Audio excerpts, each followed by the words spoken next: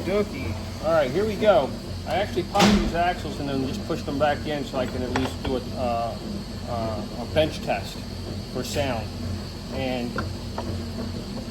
right now it sounds pretty good. It's quiet and smooth. I thought maybe it had oil in it, but from the backlash sound I'm getting, I do not believe it does. I believe it was drained. So it is quiet and smooth. Now I'm going to put a crank in it and see if I can get a faster spin. All right, I got the shop nice and quiet now. I got a crank in it and I'm going to turn it. Very quiet. Very smooth. I don't think you have a bearing or a ring and pinion issue from preliminary, inspection. I'm going to get the cover off next, but everything seems to be running very smoothly. Plug here, and that looks really good too. So it doesn't look like there's really any serious things going on inside, but we're going to go further in and see if we do actually find something inside. But so far, all the preliminary inspections show nothing to see here.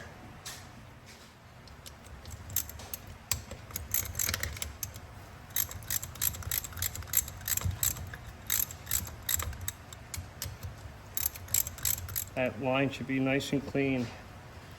It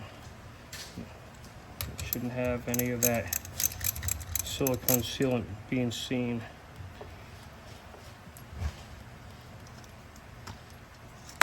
Start the video back up once I pop this cover. All right, removing the cover now. I got it freed up. Looks nice and clean inside, like a brand new one. They did drain the gear oil, which is wonderful. It's just that residual oil. You can feel it on the bearings. That's why I kind of felt like it was still full of gear oil. Let's see what we're dealing with here. All right, it's a 410. Okay. Our bearing caps look wonderful. Our mesh looks wonderful. I'm going to go ahead and check our backlash here in a second. See how that looks. You can still see a little bit of the markings I put on this. Unfortunately, they have washed away from the oil, but it's kind of funny. Sometimes I'll open up one of these things after 15 years and it's still there, and then other ones that I've only done a year or two ago are all gone. So I guess it just depends on the marker I use. All right, I'm going to go ahead and get the indicator on this thing and check backlash. What this differential is in here for is related to noise, because there is an Osgiken in this thing, and they tend to be a bit on the noisy side and generate a lot of heat, unfortunately. All right, let me go ahead and get an indicator on here and check the backlash. Basically where it was set at when it was originally built. So very little to no wear here at all. So our backlash is really good. Our pattern is really good. It sounds smooth and quiet, and I see no damage. All right, we're gonna go a little deeper here. I'm gonna pull the carrier out, clean everything up real good. I have it this far along before I clean it. You can see a lot of Honda Bond on here, or silicone sealant. This is because when I sent this out, this was not like this. They went and they put a temperature probe in. They did use a little bit of excessive sealant here, and but we're going to take care of that so we don't have that anymore. All right, this is our run out. We're about 1.5, almost 2, which is within acceptable parameters according to Honda. I like to get them tighter than that. I balance them the best that I can. And this was, like I said, about 1.5 thousandths, almost 2. So we are okay there. There's nothing wrong. And when I do the backlash, it's very consistent. So the anomaly may be just in the surface of this. All right, we'll go ahead and we'll put the pinion back in and check our pinion preload after everything's cleaned. That's the best way to do it, because gear oil will give you a false reading. Everything looks really good bearing wise. There's no issues there. There was no issues in our side bearings here. Everything looked really good there. So let's put it back together and see how that preload looks. All right, we have our sacrificial nut and washer. The pinion seal has been removed so everything could be properly cleaned and inspected. Like I said, bearings looked super nice. Everything looked really good, basically still like new. And I removed the pinion bearing to inspect the pinion head to check for any kind of cracks or anything like that. And we didn't find anything there. So we're going to go ahead and put this back together and see how that pinion preload is with the PuddyMod solid steel sleeve. There's no issue with the PuddyMod solid steel sleeve doing its job and keeping the preload on this thing spot on. And so I'm going to go ahead and put the carrier back in now that everything's super clean and there's no more gear oil in this, and it's just a dry set of gears, and we're going to see how that sounds. All right, we're back. Have the indicator on this. And you see these numbers on this ring gear. This is our backlash as I take the indicator and go around the gear. As you can see, we are at 3 thousandths backlash. It is consistent all the way around this gear. Even though we did have about 1.5 thousandths run out across that gear, that was probably due to releasing gear cutter, which is what cuts these gears. There can be some variations in that, but if I take a reading off the outside of this LSD, that very thin inside lip, and even off the barrel, it runs really nice and true. And of course, you can see that backlash as being consistent all the way around this gear at 3 thousandths. So she is running spot on, perfect. Okay, next thing we're going to do is white up these gears so I can take a look at the pattern. So I use white, and I can see white, and that helps me analyze these things so I know exactly where these patterns run. Are whited out, and you can look at that pattern. That is spot on. Here you go. Still wet. All right, shows you hasn't dried out yet, but that is perfection. Okay, here we go. We're going to go ahead and spin this so you can hear it.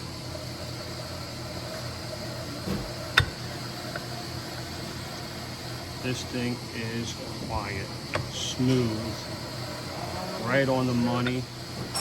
Pattern is spot on.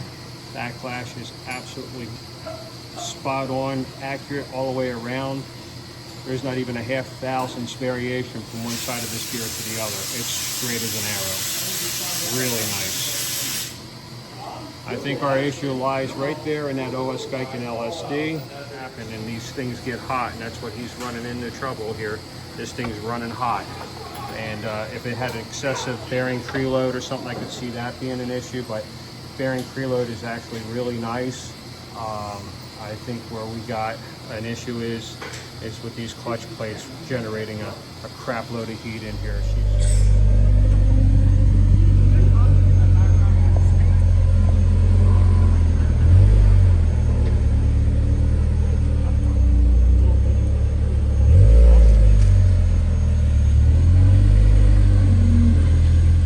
Yeah, let's see if it makes us safe.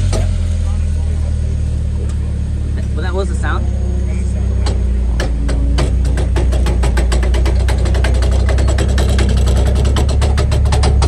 Yeah, just put it in the garage.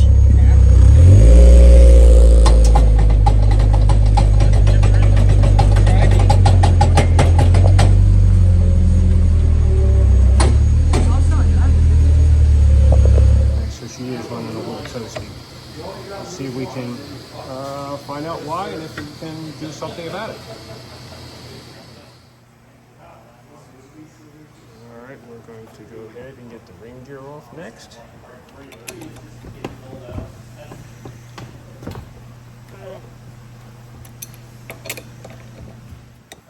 All right, what we have here is a situation that these screws are factory set.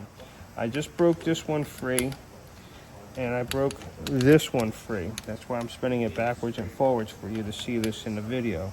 These two I just broke free. And I've went around several times, but I just finally got those broke free. This stuff is are locked in so tight, crazy tight.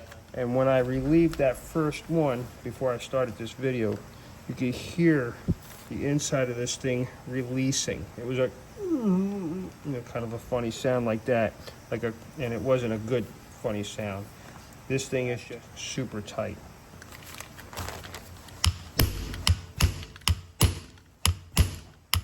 Using an impact screwdriver to break them free.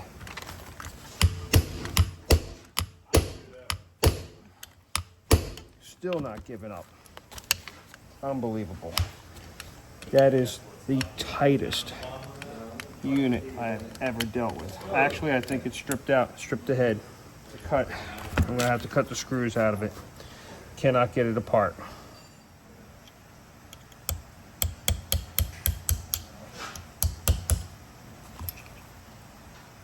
All right, we got this one. Yeah, there you go. That one spun. I have had very little luck with this one. I'm gonna have to get some big guns out here.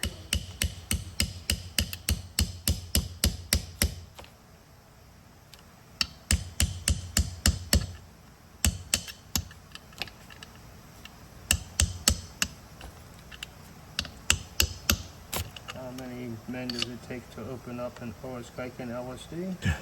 A 1, a 2, 2. There we go.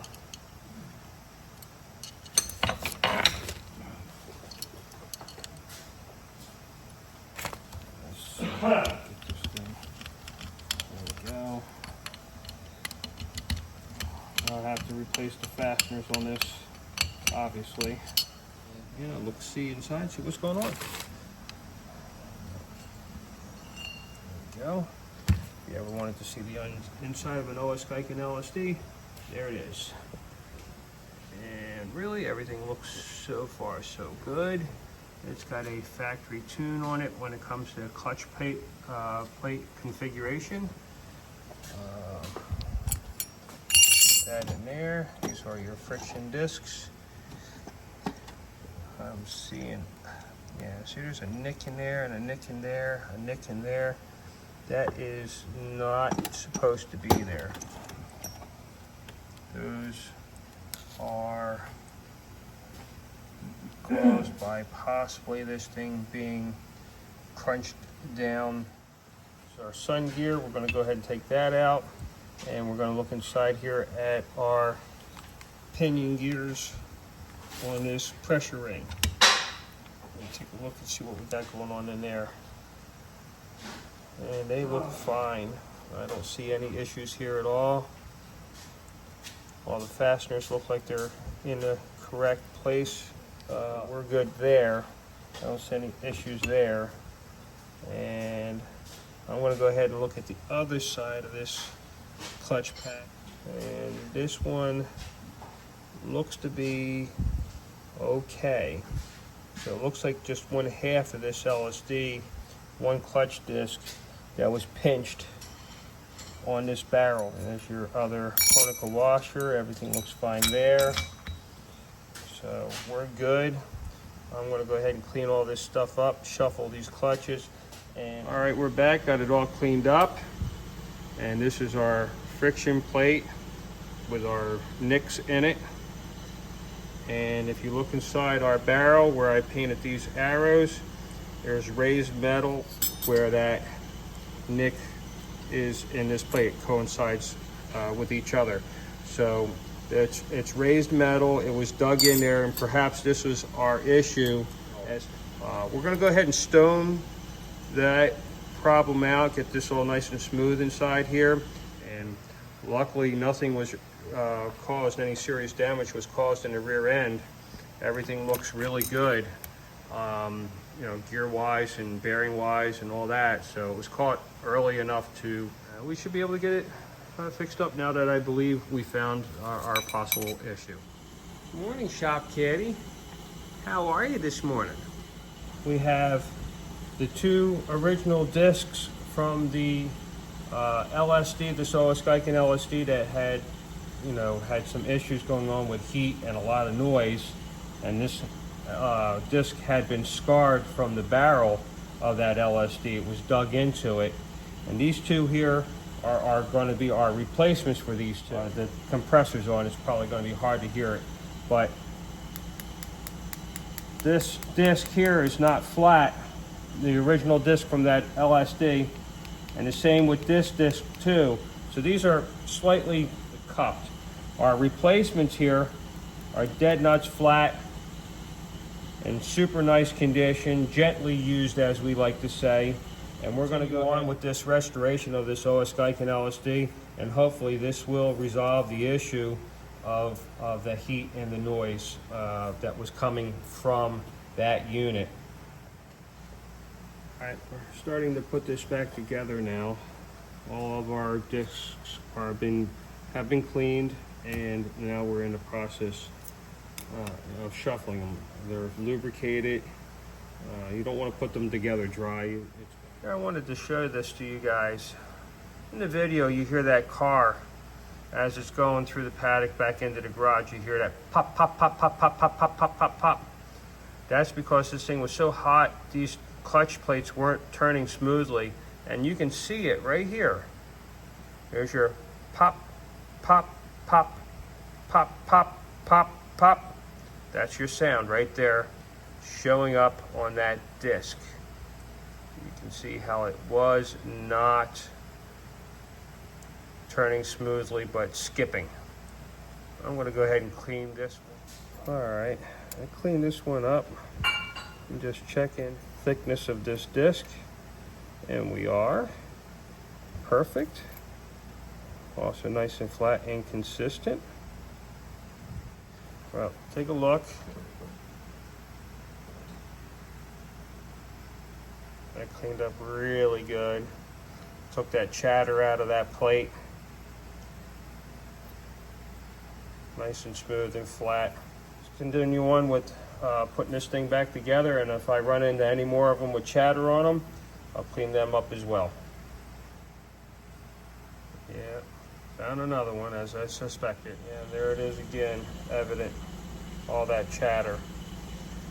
This was all on one side of the LSD, the side that one plate that had those dig marks in it. And we've shuffled this thing around to move things and change it up. But I'm going to go ahead and I'm going to clean this disc up as well, take all this noise, this chatter out of it, get it nice and smooth. All right, we are good there. That surface looks so much nicer now. Took all that chatter and noise out of it. Continue on once again. About, I guess 6 of these really I had to clean up that had that chatter, that noise in it. We really didn't have to take much. All right, we're ready. We're all finished putting it together.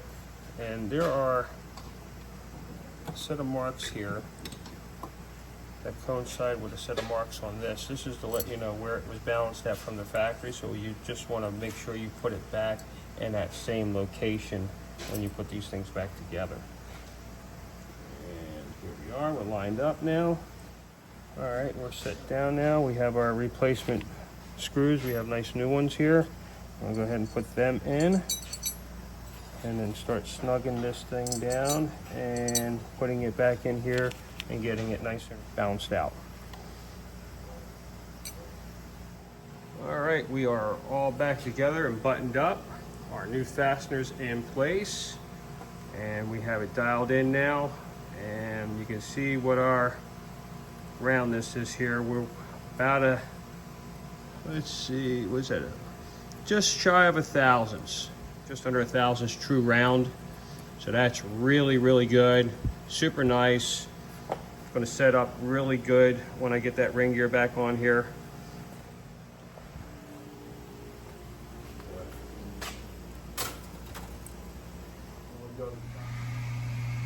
All right, we have the ring gear back in place. Everything's balanced out beautifully. This is our assembly, all cleaned up and ready to go and get ready to be put back together. PuddyMod solid steel sleeve.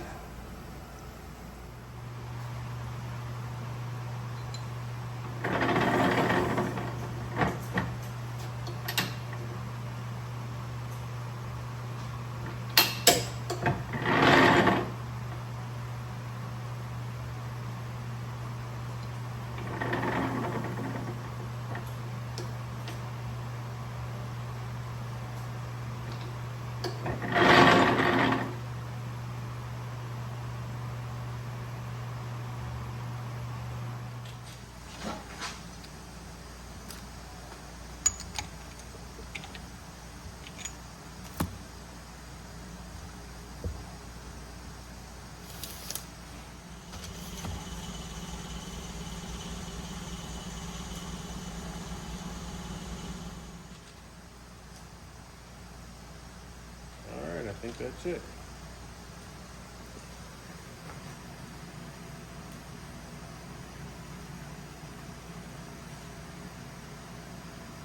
Beautiful.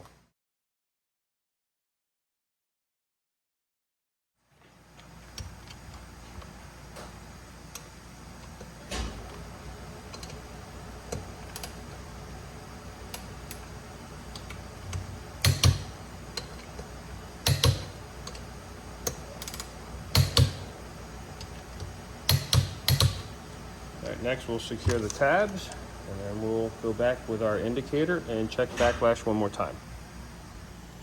All right, we are back, and this is our backlash now set. I set it at 3.5 thousandths. A half thousandths more than I set it initially, which is at 3 thousandths. I set it now at 3.5 thousandths. And that is consistent around the gear. The balance on this thing is beautiful. Really, really came out super nice. But everything is done, looking good, redated, cleaned. Now to get a cover back on this thing. We'll talk more about that in just a moment. But this differential really came out super nice. The refresh on it and a refurbishment on that LSD.